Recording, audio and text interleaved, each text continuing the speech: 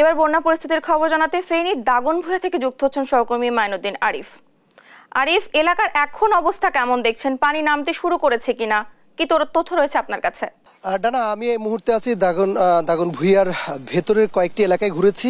এখন যে জায়গাটিতে আছি এটি হচ্ছে দাগনভূঞা যে মেন সড়কটি রয়েছে, সোলিংয়ের মাথা বলা হয়, সেখান থেকে একটু ভেতরে। আমি যদি একটু দেখানোর চেষ্টা করি, এখনো এখানে পানি নামার আমরা কোনো কিছু তেমন দেখছি না। কারণ হচ্ছে এখানে পানি এখনো ভরপুর পানি রয়েছে, অর্থাৎ বৃষ্টি হচ্ছে সকাল থেকে থেমে থেমে, যার কারণে এখানে যারা বসবাস করতো তারা সবাই আসলে এই মুহূর্তে বাসাবাড়ি ছেড়ে আশ্রয় কেন্দ্র যেগুলো রয়েছে সেগুলোতে তারা গিয়েছে। এবং আশ্রয় কেন্দ্রের পাশাপাশি আমরা যেটি দেখছি যে যারা আত্মীয় স্বজন রয়েছে বিভিন্ন সে বাসাবাড়িতে তারা যাওয়ার চেষ্টা করছে এবং বিভিন্ন জায়গায় গিয়ে তারা আশ্রয় নিচ্ছে। এবং যারা বাসাবাড়িতে আছে তারাও যাওয়ার চেষ্টা করছে বিভিন্নভাবে, অর্থাৎ নৌকা কিংবা হচ্ছে কলা গাছ দিয়ে যে বেলা বানানো হচ্ছে সে বেলা দিয়ে তারাও যাতায়াত করার চেষ্টা করছে। আর পুরো এলাকা আসলে পানিতে তলিয়ে গিয়েছে। আমরা বেশ কয়েকটি এলাকা যেগুলো ঘুরেছি আমরা দেখেছি যে সেখানে অনেকগুলো ঘর পানির নিচে, সেখানে একেবারে থাকার কোনো সুযোগ নেই। আর এখানে ত্রাণের পর্যাপ্ত সংকট রয়েছে।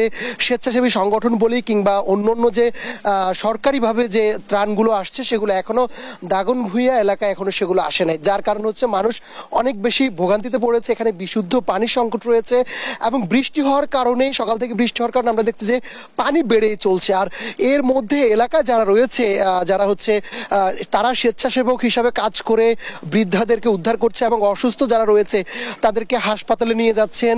এবং এখানে হাসপাতালে নেওয়ার জন্য ভেতর থেকে, অর্থাৎ মেইন সড়ক থেকে ভেতরে যে দূরত্ব, সে দূরত্ব আসলে এই কলা গাছের যে বেলা রয়েছে সেটি দিয়ে আসলে উদ্ধার করা তেমন সম্ভব হচ্ছে না। তারা বলছেন স্পিড বোট কিংবা অন্য নৌকা যে ট্রলারগুলো রয়েছে সেগুলো যদি এখানে সরবরাহ বাড়ানো যায় তাহলে অন্ততপক্ষে এখানকার গর্ভবতী যে মহিলারা রয়েছেন কিংবা অসুস্থ বৃদ্ধারা রয়েছেন তাদেরকে অন্ততপক্ষে হাসপাতালে নিয়ে চিকিৎসা দেওয়া সম্ভব।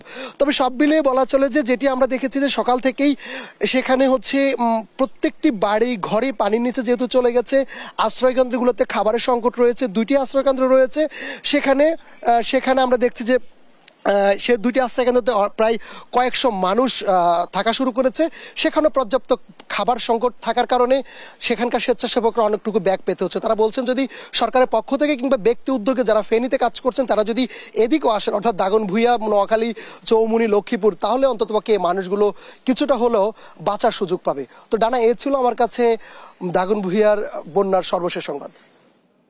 আরিফ, ধন্যবাদ আপনাকে। ফেনীর দাগনভূঞা থেকে সেখানকার বন্যা পরিস্থিতির খবর জানাচ্ছিলেন আমাদের সহকর্মী।